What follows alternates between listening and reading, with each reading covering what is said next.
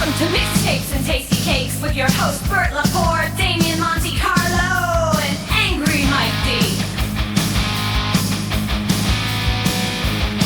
Alright, sit back and enjoy the ride as they talk about all things that rock and other useless knowledge you don't care about. And remember, every asshole has an opinion. This is theirs. Don't forget to hit that like button and subscribe.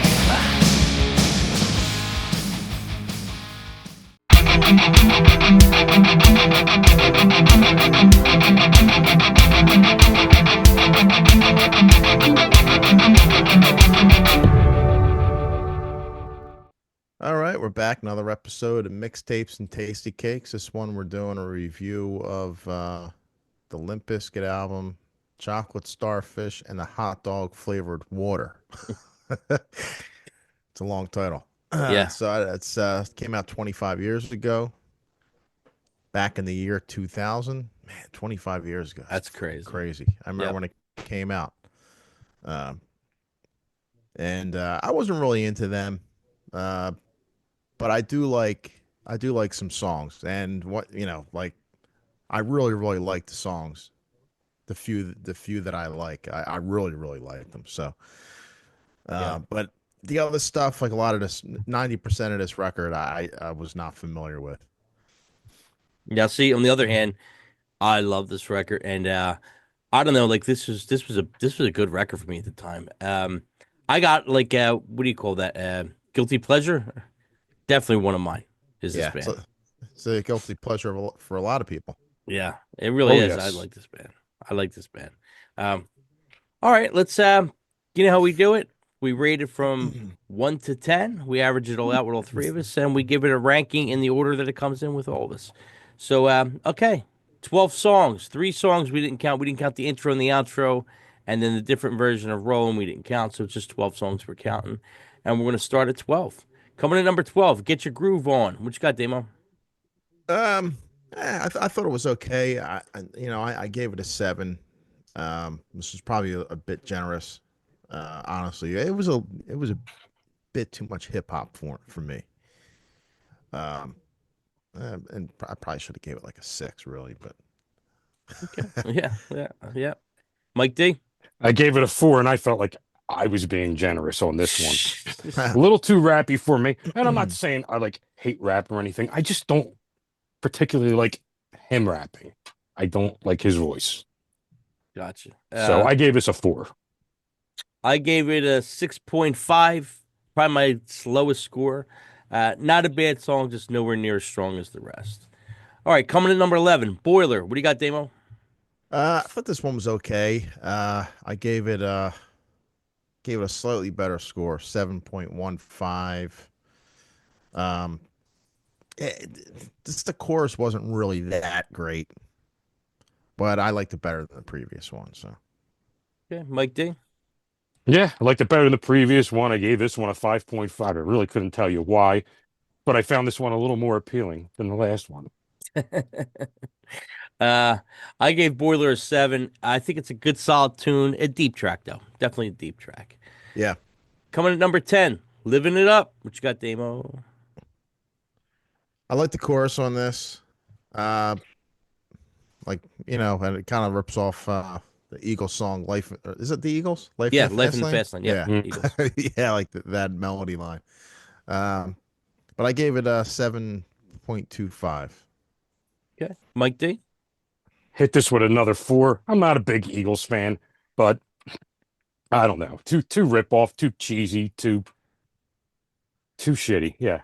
Well, I 4. mean, I don't know what the whole rip-off. I mean, it's a sample, right? It's a sample. I wouldn't say it's a rip-off. The It's a sample. The melody. You know? Yeah. Living It Up, I gave an 8.5. It kicks off with the sample of the Eagles' Life in the Fast Lane. Good lyrics, good flow. I like the pop culture reference with the lyrics in it, and I think it's a good jam. I think it's pretty good. Coming at number 9, The One. What do you got, Damo? Didn't like it as much as the previous 3 songs.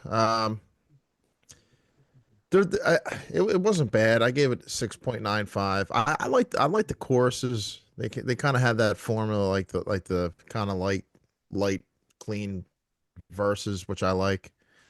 The chorus wasn't bad, but 6.95 was I felt generous. Okay. Mike D. I gave this one a 6, maybe a little generous, but when he's not doing his rap thing, it kind of hits me a little bit better. So this one was a little bit better for me. I gave the one a 6.5. It's probably my second low. Well, tied with my lowest. Yeah, I wasn't too big on this one. It's got a good vibe and a good flow to it overall, but there's just so many better songs for me on the album. It's a deep track. Coming at number 8, It'll Be Okay. What do you got, Damo? Uh, and thinking back, I think I gave this one was pretty generous with this score too. Mm. Again, it has the same formula as a lot of the songs. You know, the really light, clean verses, and it kicks in real heavy on the chorus. But up to this point, I liked it a lot and gave it a 7.9. Oh wow, that's a pretty big score for that. Yeah, I don't know. Maybe I should have given it a little bit lower. Mike D. Don't got a middle of the packer from me, man. 5. I don't know. Just like Damien said, more of the same formula and everything. I guess this one hit me a little bit better that I gave it a 5, or I wasn't as annoyed yet from the album. But that's where I stand. And you know what? And it's a shame because I honestly believe, for me, if it was a different singer on there, it might be a little bit better for me. Because the band, let me tell you, they kick ass. They really do. They have a kick ass band. It's just the voice of the band that just kills it for me. Well, it's weird because for me, it's great. The band's great, but the voice is so unique to me. So that's why I kind of like it. I like it because his whiny voice, you know. Yeah, But I can't. It's a taste thing. It's just a taste thing. It'll Be Okay. I gave a 6.5. Really cool guitar intro. The song is okay overall, but kind of forgettable. You know, kind of forgettable for me. It's just but the guitar is really cool. Coming at number 7, and me and Mike might go at it on this one, because I can't believe what he gave this. But coming at 7, going to go to Damien first. Hot Dog. I'm looking at your score. I'm looking at Mike's score. It's crazy. Two worlds. Yeah. Crazy. This one was pretty good. I actually should have gave this one a 7.9 and the other one, this score, which I gave a 7.3. This is actually a little bit better than the score I gave.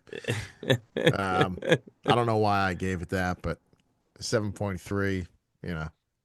And Mike, let's see. Mike's score is great. Hot Dog, I gave this one a generous 4. I was annoyed off the get-go from this album. This was the first track on the album. Oh my God. Let's see how many times we cram the word fuck into every other word. I think he says it 23 times. It might have been more than that. It was like every other word. All right, it's like, I don't know. Then he breaks into the little 9-inch nail thing, and was you offended for the 9-inch nail part? No, I would have been I would have been years ago, but I just hated it. It just was annoying. It just gave me an extra irk. And what did you give it? I gave it a 4. All right, for me, Hot Dog. 9.75 compared to Mike's 4. 8.7. Oh my fucking God. But that's okay because we'll get into this after. That's okay. All right. So it's got a cool opening. I think it gets you pumped up. It gets me pumped up right away, man. The guitar, the verses have a cool wavy vibe. It's got a good build up to the chorus. I like the words. I like the 9-Inch Nails references. I think it's a strong tune. Funny, me and Mike polar opposites. Damien somewhere in the middle on that one. Yep. Coming in at number 6. Take a look around. What you got, Damo? Is this the one that was on the soundtrack for Mission Impossible? Was it this one? I think it was a different song. That might have been a different song. I don't know. Same vibe though. Same kind of guitar vibe. Yeah. I like this one as one of my favorites from the album. I gave it an 8. I definitely remember this one when it came out. Okay. Yeah. Mike? I'm pretty sure it is the Mission Impossible one. It might be. I remember that riff. That riff was pretty. It might be. Yeah. I'm not totally sure. I don't want to say for sure if it is. Yeah. Mike D, what you got? I gave it a 6.5. This is one of my higher ones off the album. It had some cool vibes in it, but just barely made it for me. All right, for me, take a look around. I gave it a 7.25, but man, Wes Borland, talk about a unique style. He's got his own thing. That little guitar thing being so good. I mean, his style's all over. It's all over everything, but this song, it's really all over. It's a good tune, but what makes me kind of like it is the guitar. It's all the guitar for me in this song. Okay, coming at number 5, Full Nelson. What you got, Damo? Yeah, I like it. It's this one was a little more aggressive, I thought, than the other songs. Uh, as it should. It's a pretty aggressive wrestling maneuver. The full Nelson. I gave it a 7.75. Okay, Mike D. Another one I was I gave this middle of the pack. I gave this a 5. Okay, you gave it a 5. Full Nelson, I gave it a 9.25. Another high score for me. I think it's banging. The intro's banging. All the noises going on in the background, the color of the song. I love the lyrics. The melody line's really good. I think it's a fun song. For me, it was a fun song. Coming at number 4. Hold on. What do you got, Damo? This one I wasn't really too crazy about. Um, should have gave it a lower score. I gave it a 6. It was a bit too mellow. Definitely like a filler track, I thought. Um, yeah, I gave it a 6. Okay. Mike D. So I gave this one a 7.5. And maybe I gave it a little bit higher than it should have been, but they went outside their zone on this one, put together a little cool track. And I think it took Scott Weiland to actually do it. But I guess if you want to know what Limp Bizkit would sound like with a different singer, I guess this could be it. Hold on. I gave it a 10. Probably because Weiland. It's a really good, strong song. Weiland sounds great. I like the mix of his voice and Weiland's voice going back and forth. The lyrics are good. I This didn't was even a know he strong was on song that. for me. Yeah. Oh my God. Yeah. Yeah. I love it. I love the haunting chorus. I gave this one a 10. Before we move on to number 3 here, Hot Dog, 46 fucks. I heard that song. I just looked it up. 46 fucks. 46 fucks. Yeah. That's 46 in case anybody was counting. I Which don't know if that's was more than Nitro or not. 45.5 more than Mike D wanted to hear. Okay, coming in at number 3, my generation. What do you got, Damo? Yeah, this was a good one. Uh, solid track, pretty aggressive. What did I give this one? Oh, yeah, I should have gave this one a higher score. I gave it a 7.5. Should have gave it like 7.9 or something. What do you got, Mike? I gave this one a 5.5. I think this is one of their bigger songs, if I remember right. Was Yeah, this a release? yeah. This was a Hey, single. it was all right. Wow. Well, I gave it a 10. It's a great song. I like Fred Durst's voice. It has its own thing. It's a perfect song for this style of music. Another pop-up tune, fun lyrics. I dig it. This album's really a fun record for me. Coming to number 2, My Way. What do you got, Damo? Man, this is a great fucking song. Definitely my favorite one. In fact, like the other night, I was listening to it like over and over, and some killer drum stuff on this. The drummer's like He's really good. underrated. He's really good. Yeah, he's good. I don't know if it's this one. I think it is this song where he plays like a really cool like drum beat in there. I was trying to figure it out, but yeah, I gave it a 10. Man, I thought it was great. Yeah. Yep. Is it John Otto? Is that the name? I Yeah. think Mhm. that's okay. Yeah. What did you give it, Damo? 10. 10. Damo gives it a 10. That's a big score. Mike D. Wow. Gave this one a 6. I kind of liked it. The music was great in this. Like I said, I have no problem with the band. I think they got a pretty amazing band, but vocal wise, singing wise, frontman wise, just can't get into it. Can't do it. Mike's a hater. Yeah. I'm a Hey, hater on this one. he hating. My Way. 10. I gave it a 10 as Damien did also. Another pretty perfect song for the style of music. I love his voice. I love his voice on the slow stuff. When he's singing, it's fucking great. It's so distinctive. Good pre-chorus, good chorus. It's memorable. Yeah, I love the song. Coming to number 1, Roland. What do you got, Damo? Yeah, another one of their I guess classic songs. I'm a big fan of this one too. Always was. I gave it a 9.25. There you go. Mike D. This is my highest one on the album. I gave this one an 8. Probably because a little bit of sentimental value, because just hearing The Undertaker come down to this, it's just, Yeah. Wait, it was pretty did he cool. come out with this? Yeah. Mhm. Oh yeah. Yep. Hmm. Yeah. Yeah, been a right long before time. I think right before he did American Badass, he came out to this. Mhm. Okay. I remember My Way was used on WWE other was than all over this record. There was 2 or yeah, 3 songs that he used. Yeah. yeah. Yep. Um, yeah. Rolling 9.5 from me. You know, it gets you pumped up. It gets you going. Like I said, maybe like Mike said, maybe because it was the Undertaker theme for a little bit, and I heard it so much, and but WWE was all over this record. It had some cool guitar work in it too, though. I mean, Yeah. it was a little different. Hmm. So overall, Damien gave the record a 7.67. Mike D gave the record a 5.58. I gave the record an 8.31, which totals into a 7.18 somehow, that's what we gave Chocolate Starfish and the hot dog flavored water. 7.18. 7.18. That's Mike funny. D gave We it a were all 5.58. we all gave 3 different. Actually, me and Me and Bert you were were close. kind of close, but I thought I was going to be somewhere in the middle. Yeah, me and Mike were here, and you were kind of in the middle. Yeah, All closer to right. you. So this is like, I will say, Wait, like, if what? we're gonna do final thoughts. Okay, Oh, go we'll ahead. go to Damien first, then we'll go to you. Yeah, I never listened to one of their albums all the way through. I like the singles, uh, and those are the ones I really, really like a lot. And I was, jumping around the other night listening to some of the other songs off the other records, and it's like, man, yeah, some of the shit is so good. It's so stupid. It's so good. I think they're coming this summer. I definitely want to see them. They look like they're fun live. Yeah, yeah, it does. But yeah, this is definitely it was. Is this their biggest album or? Yeah, I'd say. I Man, think so. Is it? I would have songs. thought the one before was. I think this one was big. I don't know, Nookie, maybe. Yeah, I have to look I that don't up, man. know. They sold a shitload of fucking records, It'll man. be close. Them 2 albums are pretty close, Yeah, probably. yeah. I'll look it up.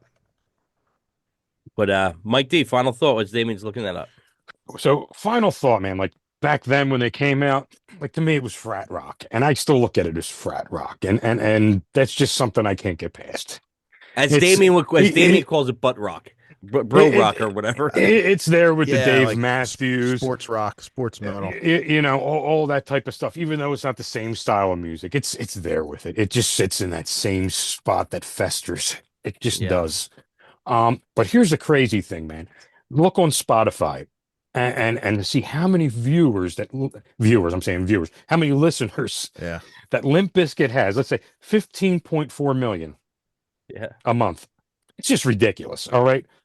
So I looked up some of the artists around the same time just to give a comparison. I looked up Alice in Chains. I looked up Soundgarden. Let's see.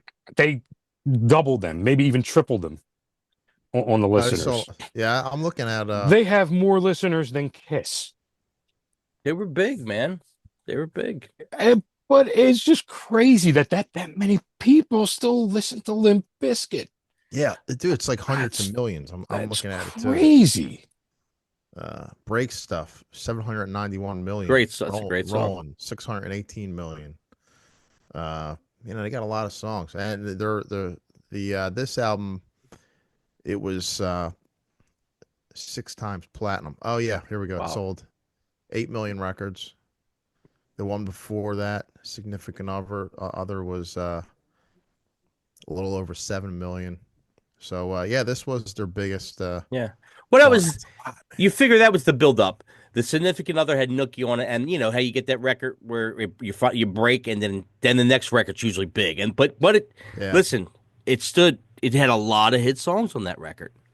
My Way, yeah, My Way, My Generation, Rollin'. I mean, there was the 3 or 4 big singles. And Yeah. like I said, like TV was playing the shit out of it. Like I said, WWE was all over it at that time. They were playing it for how they do like the little vignettes for a pay-per-view. It was on that, and Yeah, that's what I remember. Yeah, I remember it being. I think out of all the rap rock stuff, they're probably my favorite. Like There's something about them I like it. They're fun. They're fun. They're a little aggressive. Yeah, they don't They're take hooky. themselves If seriously. if I had to go for one rap rock band that I probably would say was my top, I'd probably go with 311. You know what? They're fun for a little bit, then I get bored. You know, like they're good. Like that Down song, it's a great song. After I about don't three even of think I those, know I'm like, anything about them. you know the Down song. After about that's them, right? Down's them, right? Mm-hmm. Yeah. After about three songs, I'm like, all right, I kind of heard it. You know, it's like, But they went into different 311. territories. They did reggae stuff, and yeah, they were a cool band. yeah. I mean, No. there was a couple good rap rock bands, and there's certain bands I Yeah, don't consider rap rock, like Disturbed. I I don't know the consider song. rap rock. No, You know that song right there. Yeah, Korn, not really. I don't consider Korn either. No. I mean, there's elements thrown in here and there, I guess. They even had more listeners than Korn. They're big, dude, and they just put a record out not too long ago. yeah. They're more of like a singles hits band, you know. Well, that's the thing with them is they're fun, and like I said, they don't take themselves so seriously. Mhm. You know, and you got the thing, the Wes Borland thing, and He's Fred amazing. Durst thing. It's Yeah, he was weird. it's It's a shame his other dynamic. band I couldn't even listen to. Something Moon was it? No, it was like Big Dumb Face. Is that what he did? Yeah, I mean, when he left, I'll tell you what, the first record that broke, I guess that they got noticed for when they did Faith. I'm not that big on the $3 bill record. Significant Other, I thought was great, which Scott Weiland also sings a song on that too. Chocolate Starfish was great. Results May Vary was the next one, and that was pretty good. I don't And- remember that. And then what's the name left? Wes Borland left before the next one came out, and that was it wasn't as good. And then there were spots after that were kind of cool. They had like two records, I think. After that, they were okay.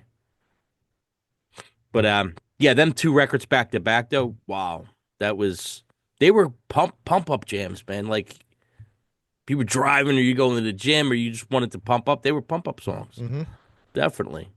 Yeah, man, fucking Limp Bizkit, man. Yeah.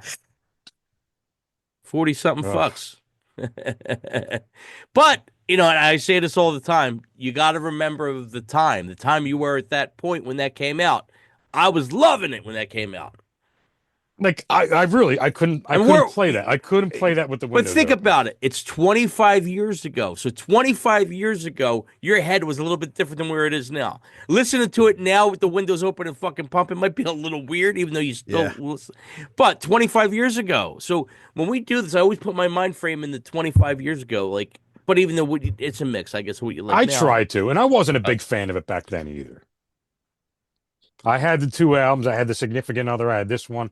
I could probably tell you, I'll open up those CD cases. They're probably pristine inside. Damo, how about you with the Limp Bizkit? Damo do you partake in the Limp Bizkit? Yeah, I liked them a little bit back then. You know, like I said, I didn't know any albums. I liked the singles. You know, I didn't really hate them. You know, But it's weird. Like I think, as you know, the dynamic goes. Like okay, the band's incredible, and the singer you could take or leave. But I think if the singer wasn't there, it won't have what it had. Like it's that voice is what makes it. Oop, I just went out. That voice kind of makes it. You know. yeah, it's different for sure. Nobody sounds like them. Nobody sounds like him. It's that slate wine thing. It works. Yeah. Mike D, not Olympus. Yeah, Not a Fred Durst fan, I should It's say. an acquired taste. it's like a fine wine, like a Mad Dog or Ripple. Some people like the Mad Dog. Yeah, so I don't know. I mean, we haven't been on for a couple weeks. I don't even know what's coming out the next few weeks. January's pretty rough usually for releases. Yeah, not much really, man. We're gonna have to break into like a different territory and just hit up a different genre or something. Pick something at random. Yeah. Yeah. We might be due for a Kiss episode soon somehow. It's been a while. Uh-oh. It's been a while. It's been a while. I will say that it's been a while. It's been a while. Even though they get mentioned about 99.9% of the episodes. Somehow. Not today until just now. No, I mentioned it before. Yeah, I Mike said was trying Limp to Bizkit keep had the a few streak. more viewers, listeners than Kiss. Oh yeah, Yeah. that's right. Yep. So yeah, I don't know what's really coming out. I've seen the release sheets, but you never see everything. So there's nothing like I know there's supposed to be an Anthrax one and a couple, but there's no release date, you know. So I don't know what to look forward to. You said Starbenders are probably due for a record, right? Yeah, they didn't announce anything though. They just But put a single out. they put out one single out, which was pretty Yeah. good. I'm Yeah. going to bet a King Gizzard's coming out. I'm going to bet an OC's is coming out somewhere, and that's all Probably. I could probably think of. Yeah, I mean, the King Diamond record's supposed to come out, but who knows? That's been coming out for 15 years now. So Yeah. There's an LA Guns album coming out in April. They put out an album like every year now. yeah, they do, and it's not bad. Usually, I listen to it and go, "That's pretty good Yeah. for what it is," you know. Who is it? LA Guns. Oh, okay. Yeah, I saw something was coming out from them. But yeah, I mean, I got to see what else is coming out right now. And I listened to it the other day, and we reviewed it a couple weeks ago. Man, that Marilyn Manson record I still play a lot. Yeah, it's great. I still been playing that a lot. It's so good. That was a good Yeah, one. it is. It's so good. But yeah. So mixtapes and tasty cakes. I guess we'll see you either in a week or two. We'll see what happens. Damien's going to Nam, and I'm going to Jericho Cruise. So we'll see what happens.